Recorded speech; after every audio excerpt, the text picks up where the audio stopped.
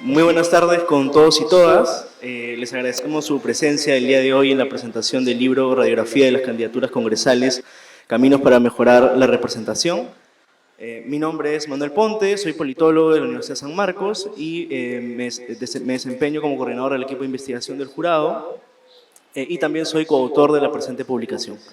En este caso voy a moderar la mesa de comentaristas, aunque antes quisiera precisar que lamentamos no contar con una mesa paritaria, ¿no? Aunque, digamos, hicimos las coordinaciones para que esto sea posible, sin embargo, debido a algunos imprevistos no pudimos lograr este criterio, ¿no? Ahora, porque el tiempo apremia, comencemos con la presentación. Cada panelista tendrá alrededor de 10 a 12 minutos para sus comentarios, y en este caso iniciaremos con Claudia Plasencia, que es coautora de la presente publicación, y ella brindará algunos alcances de los resultados obtenidos, además del proceso metodológico que implicó realizar la investigación. Claudia es miembro también del equipo de investigación del jurado, es politóloga por la Pontificia Universidad Católica del Perú y ha trabajado como investigadora en estudios electorales para el Jurado Nacional de Elecciones y también como consultora en estudios sobre participación política LGTBIQ. Actualmente se desempeña como predocente para la especialidad de Ciencia Política en la Universidad Católica. Adelante, Claudia. Muchas gracias, Manuel. Un gusto poder compartir la mesa contigo, Henry, contigo, Mauricio. Y muchísimas gracias a todos y todas por estar acá y poder interesarse en esta publicación. Bien, la intervención que voy a tener yo es para contarles un poco del contenido de esta publicación y se va a basar principalmente en 3 puntos. El primero es contarles un poco por qué es importante la representación descriptiva y cuál es el estado de la representación política en el Perú. El segundo es, como dijo Manuel, comentar un poco de la metodología que utilizamos para esta investigación. Y en tercer lugar, poder socializar un poco cuáles han sido los hallazgos y los resultados a partir del análisis de las encuestas que hemos realizado. Bien. Este libro tiene un abordaje sobre la caracterización de la oferta política, en específico sobre las candidaturas congresales. Lo que nosotros hemos realizado es una encuesta que se ha aplicado en 2 de los procesos electorales, en las elecciones complementarias extraordinarias del 2020 y las elecciones generales del 2021. Pero adicional a eso, este libro también tiene recomendaciones para mejorar la representación política en el país. Pero ¿qué es la representación o por qué hablamos de la representación? Aquella que nosotros vemos en las encuestas de opinión que tiene tan alta desaprobación por la ciudadanía. O lo que nosotros también encontramos que en este periodo de convulsión social, en las constantes protestas de que la ciudadanía pide ser tomada en cuenta. Entonces, ¿qué es esta representación política? Nosotros lo vamos a entender como la actividad de hacer que las voces, opiniones y perspectivas de las y los ciudadanos estén presentes en los procesos de formulación y elaboración de las políticas públicas y de las leyes. Hannah Picking, una experta en el tema, también señala que tiene que tener un componente descriptivo. ¿Y qué es este componente descriptivo? Es que nuestros representantes tengan alguna o qué tanto se asemejan a nuestras características como representadas y representados. Pero ¿por qué es esto importante en el país? Fijémonos algunos datos. Con la reforma de la paridad y alternancia, tenemos que el 38% del Congreso han sido mujeres. Esto es un dato, una cifra histórica. Sin embargo, aún nosotras somos el 50% de la población. Esto no coincide con la representación que nosotros tenemos.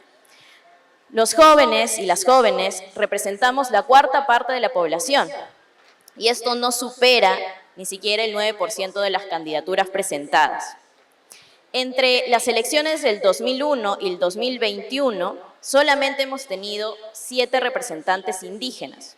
Las mismas desigualdades se van a identificar para otros grupos como el pueblo afroperuano, las personas con discapacidad y las personas LGBTIQ+, entre otros. Entonces, esta investigación nos va a permitir ahondar en quiénes son estas candidaturas que nosotros tenemos en el país, pero también qué cerca o qué lejos estamos de la representación descriptiva y poder brindarles algunas recomendaciones para su promoción. El siguiente punto que les comenté era hablar un poco de la metodología que hemos utilizado. Nosotros hemos realizado 2 encuestas con una muestra representativa, estratificada por sexo y además por zona geográfica de donde están presentes estas candidaturas. Además, hemos realizado un corte debido a que podríamos haber tenido algún problema con las listas, el estado de improcedencia o inadmisibilidad que podía haber tenido. Otro punto importante de la metodología es de que nosotros realizamos la encuesta a nivel nacional en un proceso en el cual se implementaban algunas reformas electorales y al mismo tiempo estábamos pasando en un contexto de pandemia. Y eso es bastante importante al momento en el que ustedes puedan leer y al momento en el que nosotros hemos podido analizar los resultados de la encuesta. Al mismo tiempo, les comentaba que nosotros hemos podido co-construir las recomendaciones a partir de unas mesas de trabajo que hemos realizado con organizaciones políticas, organizaciones de la sociedad civil, expertos y expertas, y ahí quiero hacer una mención y un agradecimiento al Instituto Nacional Demócrata que nos apoyó con la realización de estas mesas de trabajo. Entonces, ya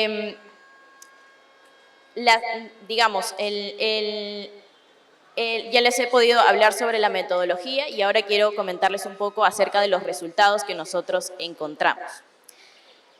Esta publicación tiene diferentes aspectos a los que nosotros abordamos acerca de la ideología política de las candidaturas, de la trayectoria política y su participación, de la democracia interna, del financiamiento que han podido tener y las estrategias en campaña, así como las barreras. Yo me voy a centrar en comentarles un poco de la sección de las trayectorias que han tenido las candidaturas hacia el Congreso. Entonces, los resultados nos muestran que más de la mitad de las candidaturas tienen 10 años de participación política, ya sea esta partidaria o no partidaria. Esto se incrementa para las candidaturas de hombres y disminuye efectivamente cuando hablamos de las candidaturas de mujeres. Sin embargo, si nosotros nos enfocamos en cuántas de estas candidaturas tiene tiempo participando en las organizaciones políticas en las que participa, esto disminuye significativamente. 1/3 de nuestras candidaturas solamente participa en las organizaciones y tiene un tiempo de menos de 1 año. ¿Esto por qué es importante? Porque si nosotros queremos tener profesionales de la política que tengan carreras políticas, tienen que tener una trayectoria en las organizaciones. Hoy tenemos una ley que prohíbe la reelección. Esto también genera condiciones para que las personas que son candidatas y que participan en los partidos políticos tengan menos opciones a continuar una carrera política. Siguiendo con el análisis de la experiencia, una diferencia entre las candidaturas de hombres y de mujeres con respecto a los cargos que han tenido dentro de las campañas electorales ha sido la siguiente.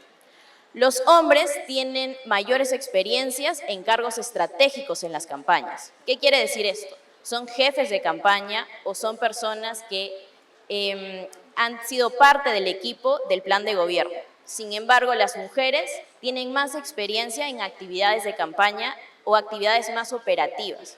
¿Y esto por qué es importante? Porque finalmente la experiencia es la que las va a llevar a tener mayores valores de competitividad al momento de hacer una campaña electoral, los cuales tienen más valores de competitividad en las candidaturas de hombres. La literatura, además, nos dice que para tener una representación más democrática, los partidos políticos deberían de tener vínculos más fuertes con las organizaciones sociales. Nuestras candidaturas señalan en un 79% que tienen alguna relación, ya sean como miembros activos o como dirigentes de las organizaciones sociales. Sin embargo, cuando nosotros hemos hecho una comparación entre los resultados del 2020 con el 2021, encontramos de que el impacto del COVID fue mucho más negativo para las candidaturas de mujeres y para las candidaturas de jóvenes. Sin embargo, quienes más participan como dirigentes sociales y que tienen este cargo dentro de las organizaciones sociales son las candidaturas indígenas. Son además las candidaturas indígenas quienes tienen mayor tiempo de participación en las organizaciones políticas en comparación a los otros grupos que nosotros hemos analizado. Son además las candidaturas indígenas quienes tienen mayor experiencia en años participando en política, ya sea partidaria o no partidaria.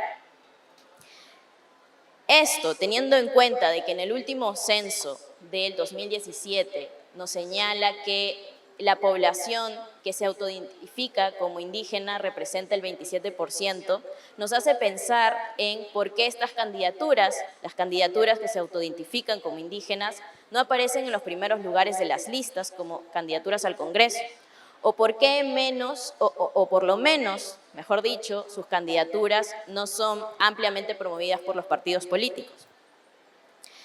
Finalmente, me gustaría hablar, ya les he comentado de que participan en organizaciones sociales, pero ¿en qué organizaciones sociales están participando nuestras candidaturas?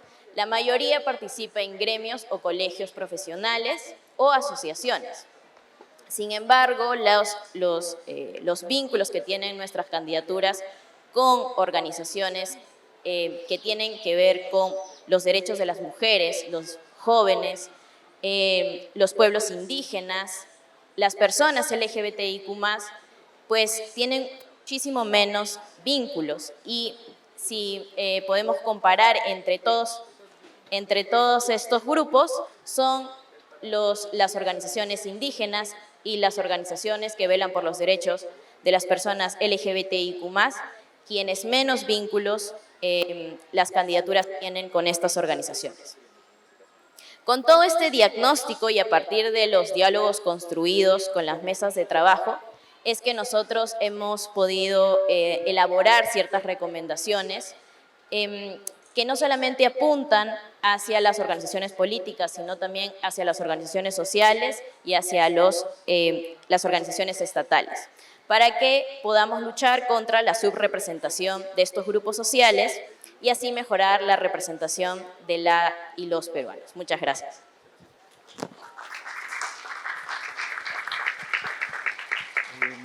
Muchas gracias, Claudia. Ahora continuamos con los comentarios de Mauricio Zabaleta. Mauricio es politólogo también por la Pontificia Universidad Católica del Perú. Actualmente es estudiante doctoral en la Universidad de Pittsburgh. Ha sido coordinador general del Lugar de la Memoria y asesor en los Ministerios de Cultura y Ministerio de Economía y Finanzas. Ha publicado los libros Coaliciones Independientes y otra publicación denominada ¿Por qué no hay partidos políticos en el Perú?, esta última con Steven Levitsky, así como artículos y capítulos sobre política subnacional y conflicto social. Adelante, Mauricio. Muchas gracias. Muchas gracias.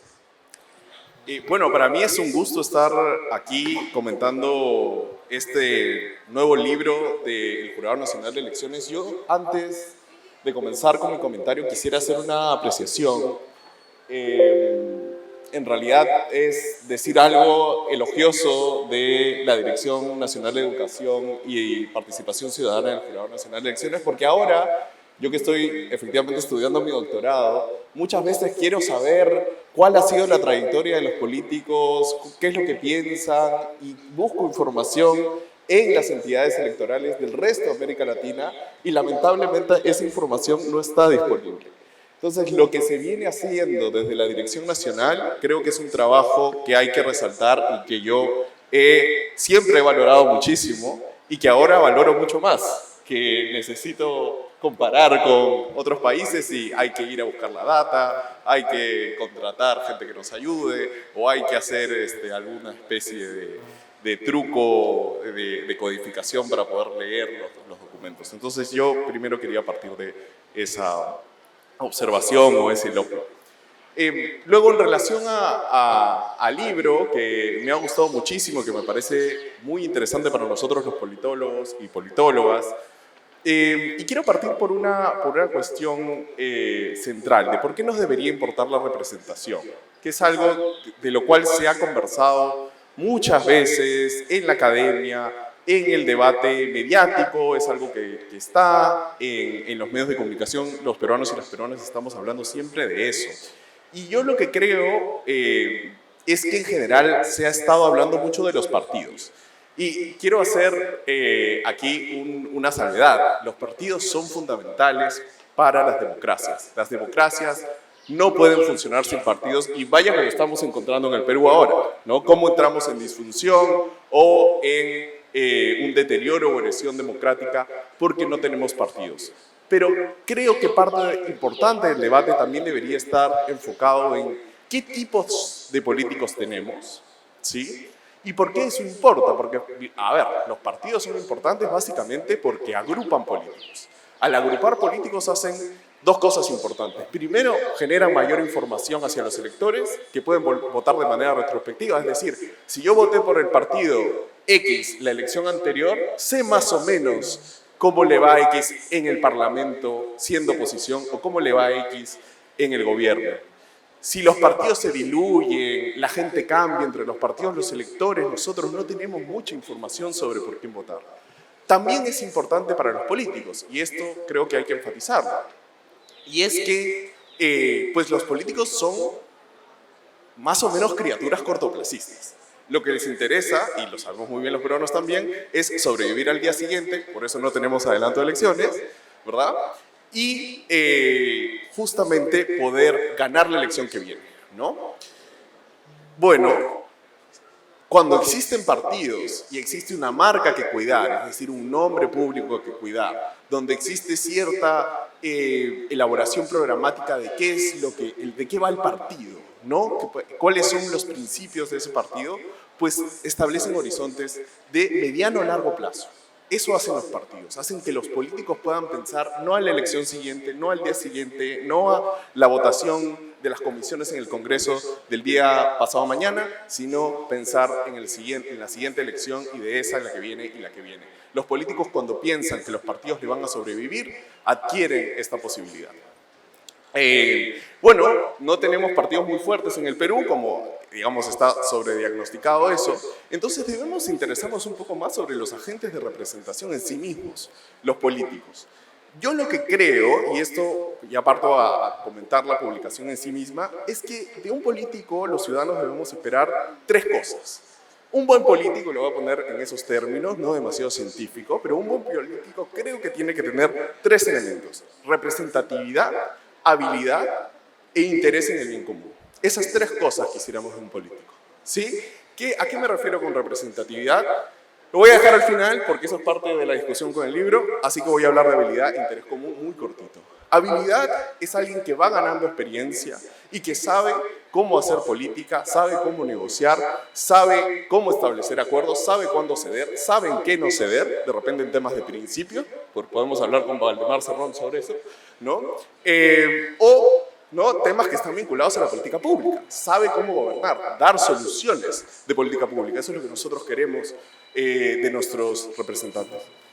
También tener interés común. Cuando uno accede a un cargo de elección popular, pues tiene dos posibilidades de eso. Una es, digamos, utilizarlo para intereses particulares, ¿sí? Cosa que es algo muy posible. O, digamos, invertir un poco en términos de bien común, es bien difícil establecer qué es el bien común, pero cierta idea tenemos de que es algo que no te beneficia directamente a ti, sino que beneficia a tus electores, beneficia a la nación en su conjunto o a un grupo de personas de la nación. Y finalmente representatividad. ¿Y qué estamos hablando en términos de representatividad? Pues en el libro, y tomando a Hannah Picking, se hace una discusión sobre eso. Y Hannah Picking tiene varias distinciones: la distinción formal de la representación descriptiva, la representación simbólica y la representación sustantiva. Pues, ¿qué es la descriptiva? Bueno, es que uno cumple de ser el representante del grupo al cual pertenece. Es decir, si yo soy obrero manufacturero, ¿verdad? Y votan por mí, soy representante en el Parlamento. Estoy representando de manera descriptiva a los obreros manufactureros, ¿verdad? Porque soy yo eso. Si yo soy mujer y me eligen como representante, pues estoy representando a las mujeres.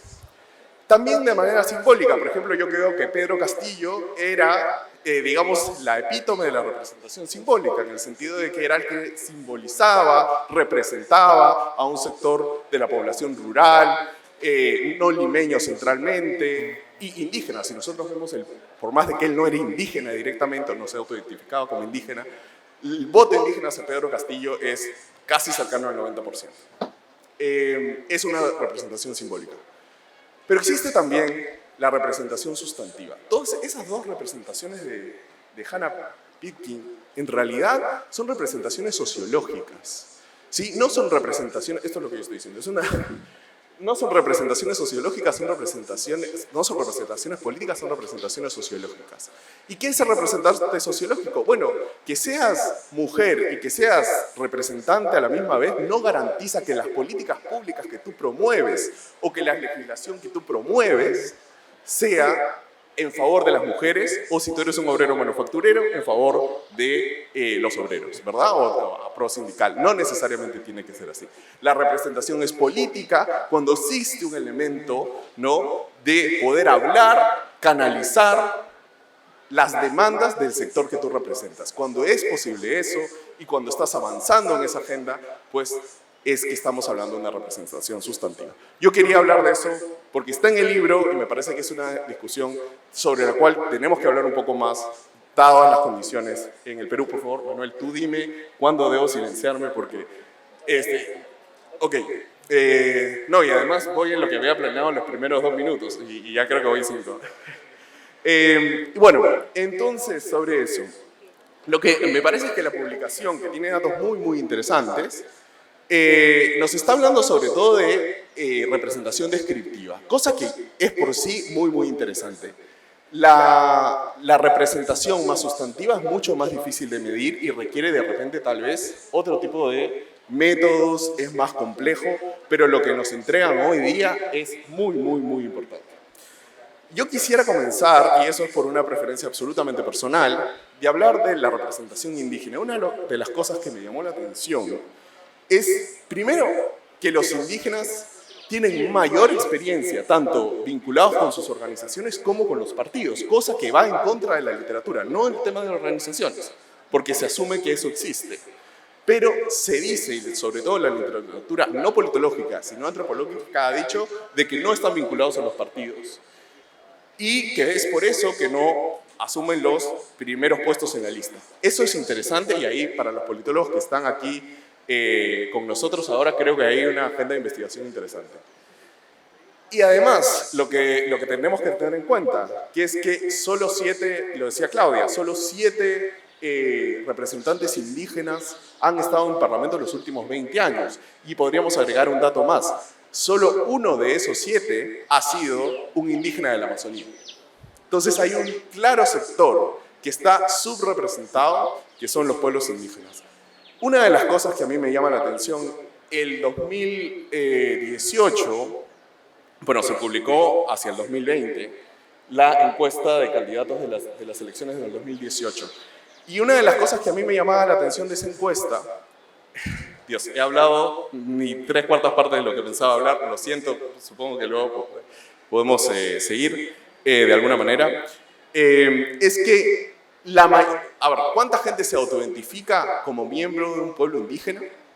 En el Perú es más o menos 25%. ¿Eso qué quiere decir? Que uno, ante el encuestador, el que censa, ¿no?, le dijo, yo de acuerdo a mis antepasados y mis costumbres, me considero quechua, aymara, indígena de la Amazonía o miembro de otro pueblo indígena. Eso es 25%, es declarativo. Lo que decían los candidatos en la elección municipal y regional es 35% decía yo soy miembro de un pueblo indígena. 35, o sea, 10% más de la media censal. Pero y aquí es algo muy cercano al promedio censal. Entonces, ahí creo que también hay una cosa interesante. ¿qué pasa cuando la gente, porque todo esto es declarativo, ¿verdad? Los políticos, cuando están postulando al Congreso, esconden su indigeneidad o son más sinceros en relación a eso, o en realidad es más rentable políticamente, qué sé yo, decir que eres indígena en las elecciones municipales. Ahí creo que hay una cosa interesante. Yo quería hablar sobre muchas cosas, pero voy a tener que elegir casi una última porque me he quedado sin tiempo.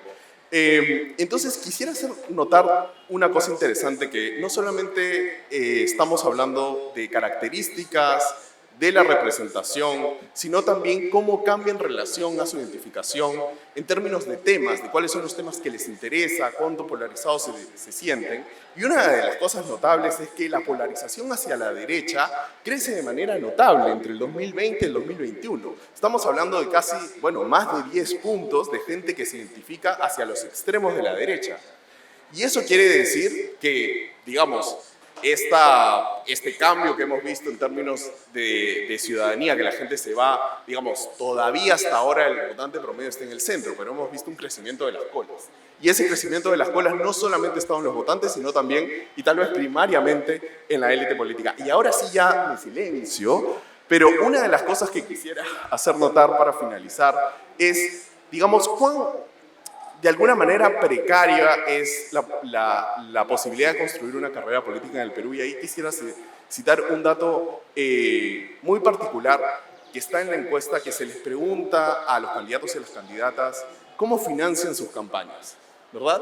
Y básicamente es como lo que sucede en el Perú. Digamos, cuando estamos hablando de candidatos, estamos hablando de peruanos y de peruanas que cuando tienen alguna necesidad económica o quieren hacer algo, pues se las agencian con la suya, preguntan a los familiares, hacen una apoyada y básicamente así se construyen las carreras políticas, ¿no? O al menos las postulaciones políticas. Es decir, básicamente es autofinanciamiento o gente muy cercana, amigos y familiares, que son los que pueden dar dinero a los candidatos o impulsar su carrera política, sobre todo al inicio.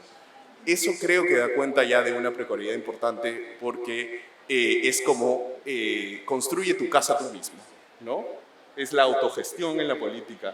Y eso, bueno, evidentemente genera precariedad, porque a la hora de que uno dice, oye, quiero hacer política, pues primero se la tiene que agenciar con la suya, es posible que pierda, ¿no? Luego, además, que no hay reelección, postula 5 años con la mejor de las suertes, llega ahí 5 años y de ahí tiene que irse a hacer consultorías o hacer cualquier otra cosa en el privado. Y ya ahí me silencio porque creo que ya me votan. Gracias.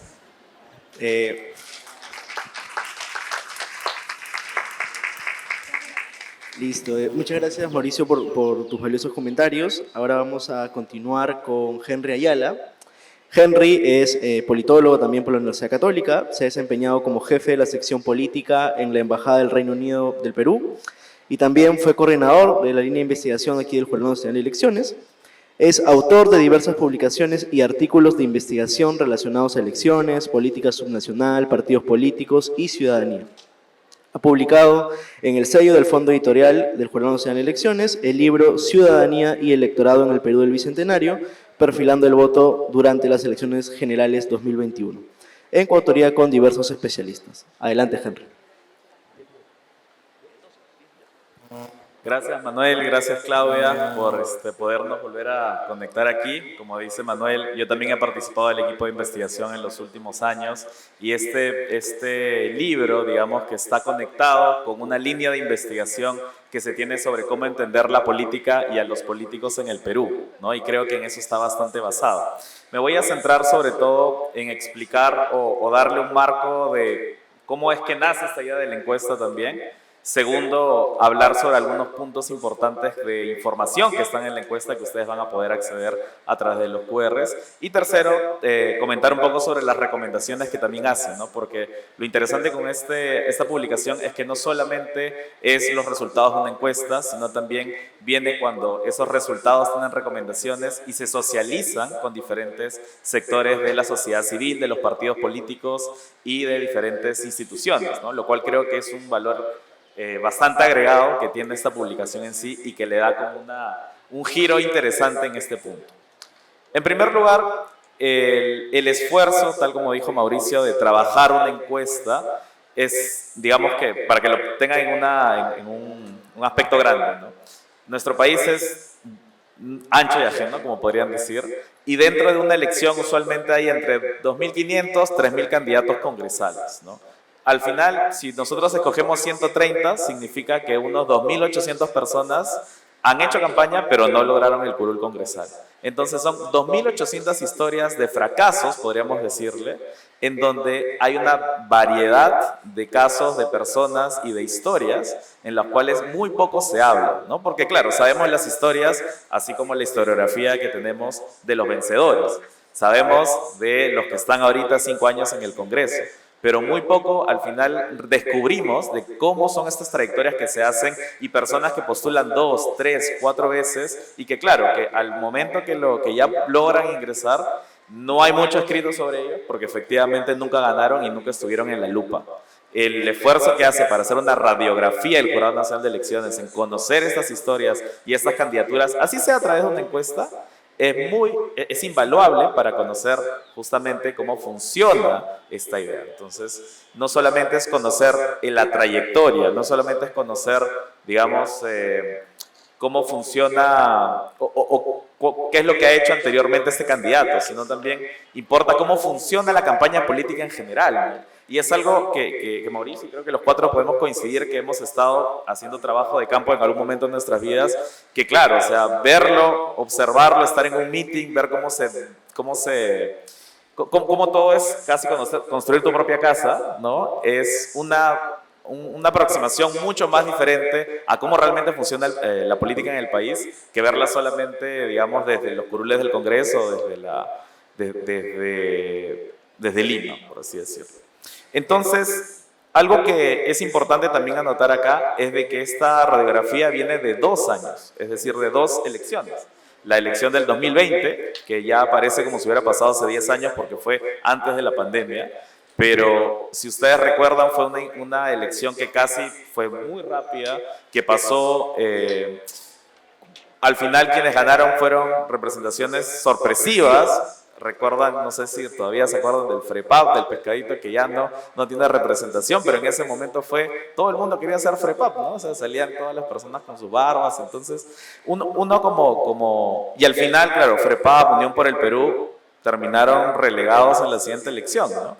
Tienes ese momento, ¿no? Prepandémico, digamos, extraordinario, porque nunca habíamos votado solamente por congresistas, lo cual marcó diferentes espacios, y tienes el 2021, que es una elección agrietada, ¿no? Agrietada por el impacto de la pandemia, el impacto del COVID, una elección casi que no se podía hacer campaña presencial, pero si leen el libro se dan cuenta que muchos de los candidatos y candidatas al final trabajaron bastante la campaña presencial, aún así no se podía hacer tanto. Y al mismo tiempo, claro, hay los mismos actores o las mismas organizaciones políticas de siempre, ¿no? Entonces, algo que les comentaba también a los autores es de que es interesante ver esas diferencias porque sirven como suerte de mecanismos de control, ¿no? Cómo ha sido una elección o cómo son los congresistas o los candidatos antes de la pandemia y después de la pandemia, ¿no? Cómo son los candidatos que postulan en una elección extraordinaria donde no tienen incluso menos incentivos porque se van a quedar menos tiempo en el Congreso, en una elección que sí se cubre los 5 años y que viene acompañada de una presidencia o de un parlamento nacional, ¿no? Entonces, eso de ahí creo que es invaluable también para poder entenderlo en perspectiva. Segundo, entre algunas de las cosas que se hablan, y creo que a todos los que nos interesa mucho es, y parafraseando a Martín Hidalgo, que parafrasea a Mario Vargas Llosa, en qué momento se jode el Congreso, ¿no? Entonces tenemos como muchos espacios en los cuales podemos entenderlo, ¿no? Podemos entenderlo, una hipótesis sería en que las personas, o digamos, la manera de funcionar el Congreso, cualquier persona que entra al Congreso ya es parte, digamos, del vínculo con los asesores, de la misma circulina, como a veces se le dice, y es ahí cuando comienza a dejar de pensar en el bien común o en el bien de sus representados, ¿no? O podríamos pensar que es al momento de las elecciones, en las cuales, como una hipótesis usual, que se dice que son las personas que votan mal o que votan por las personas que no deberían entrar, y así se cojan a los 130. O podríamos pensar más atrás, que el problema es cuando los partidos políticos, quienes escogen a las personas y las ponen en los primeros, segundos, terceros lugares de sus listas, es ahí cuando no funcionan los filtros, ¿no? O, como también vemos en la encuesta, que podríamos pensarlo desde la cuarta, desde una manera incluso antes, ¿no? Que son las personas, ¿quiénes son los que al final deciden entrar a hacer una candidatura congresal, ¿no?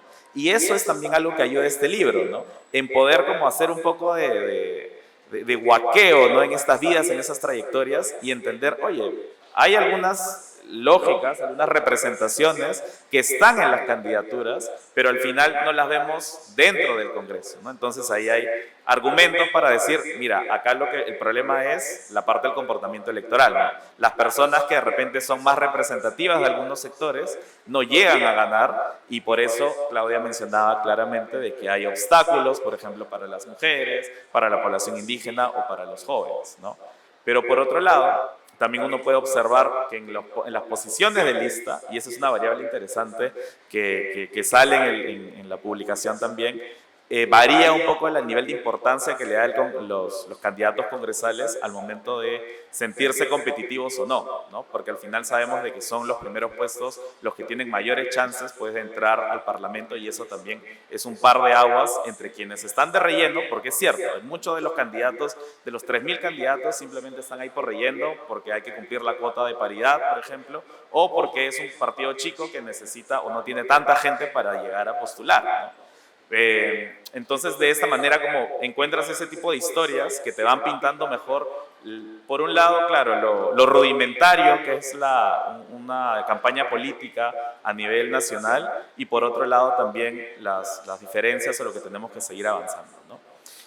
Cuando hablamos, por ejemplo, de las recomendaciones, que creo que eso era lo interesante también y lo que me llamó mucho la atención porque es uno de los primeros libros que saca esta línea de investigación en donde también hay una parte de conversación con las personas que justamente son las que, de las que se está hablando, ¿no? Que son los partidos políticos, que son la sociedad civil. Y efectivamente pues encontramos cómo este tipo de indicios o de hallazgos que ustedes van a leer en el libro pueden ayudar no solo a plantear reformas políticas que puedan evaluar mejor la situación, porque claro, o sea, algo que esta discusión como permanente que tenemos sobre las reformas políticas a veces más se basa en espacios o ideas más que en criterios y evaluaciones, ¿no?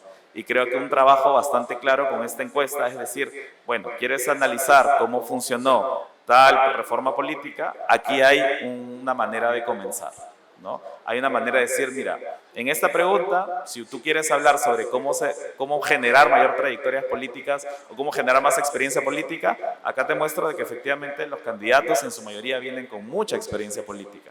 No experiencia política en partidos políticos formales, inscritos, y como formalmente se podría ver, pero sí en grupos de regantes, sí en asociaciones, como bien estaba mencionando Claudia. Entonces, nuevamente, es una manera un poco más compleja de observar la trayectoria política, pero a la vez de comprenderla mejor para así generar un mecanismo de incentivos o generar leyes y políticas públicas que sirvan en base a generar mejores mejores incentivos para que estas personas participen de la vida política, ¿no? Entonces, desde este cuarto lugar que les mencionaba, seguir avanzando y seguir mejorando la calidad de representación.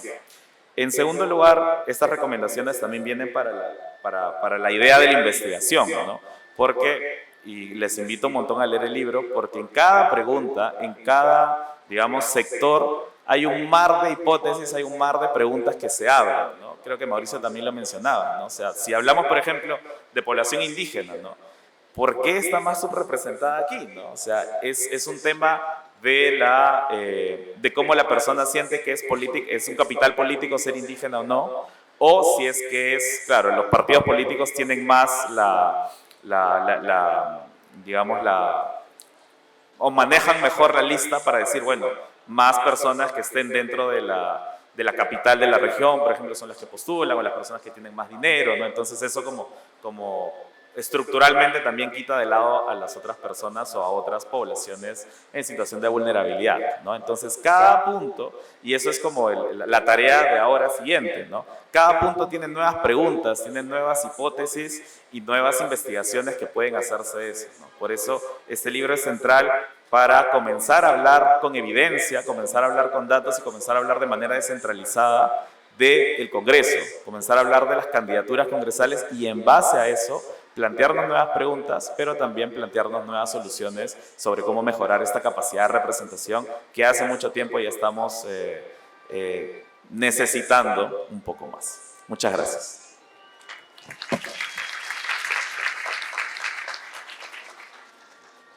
Muchas gracias, Henry. Muchas gracias a todos los panelistas por sus comentarios.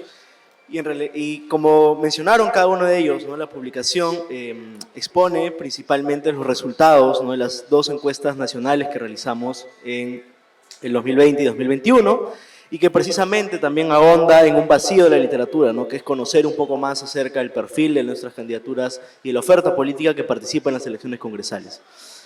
Pero no solamente a nivel general, sino también considerando la diversidad que tienen cada una de las candidaturas, ¿no? Es decir, las diferencias de sexo, diferencias entre hombres y mujeres candidatos y candidatas, el tema de la edad y por qué no también la autoidentificación étnica, ¿no? Donde hemos encontrado también diferencias importantes, ¿no?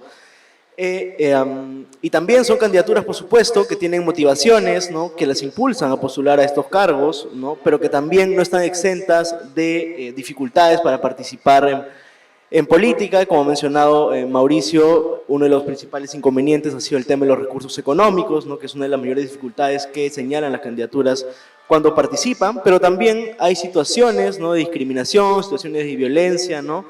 Y particularmente esto sucede más en mujeres, ¿no? Como por ejemplo el tema del acoso político. Entonces, para hablar de representación y de las mejoras que se necesitan hacer, es conveniente, por supuesto, conocer de dónde provienen nuestros representantes, ¿no? Qué aspectos configuran su formación previa como postulantes. A partir de ello reconocimos entonces que era sustancial no solo presentar los resultados de la encuesta, sino también presentar o tener mesas de trabajo con los mismos protagonistas, ¿no? Con los partidos políticos, con representantes, con candidatos, candidatas, con también representantes de organizaciones sociales, sociedad civil y expertos y expertas en la materia en general, ¿no? Y en esta última parte también queremos agradecer a Catherine Segarra, que bueno, no está presente en este momento, pero también es coautora de esta presente publicación y ha sido muy valiosos los aportes que ella nos ha brindado, ¿no? Y bueno, esos han sido principalmente los aspectos generales, ¿no? Y para contribuir con más espacios de investigación, esta publicación, como han mencionado y como han adelantado también, es una publicación de libre acceso, ¿no? Quienes quieran ingresar y obtener la publicación pueden acercarse en la parte de atrás. Ahí van a estar repartiendo el QR, que es el lugar donde está alejado la publicación, y van a poder revisar los datos que hemos realizado, ¿no? Y también las recomendaciones que se han planteado. Y bueno, finalmente, en nombre del Jurado Nacional de Elecciones, queremos agradecer los comentarios de cada uno de los panelistas y las opiniones de otros especialistas también que hoy no están presentes, pero que contribuyeron en la mejora de la publicación, como es el caso de Milagros Campos y Paula Tábara. Como anuncio final, no pueden visitar el stand 101 del Jurado Nacional de Elecciones, donde pueden encontrar diversas publicaciones sobre también diferentes temáticas no vinculadas a elecciones, ciudadanía, partidos políticos, democracia, entre otros temas. Muchas gracias por su presencia.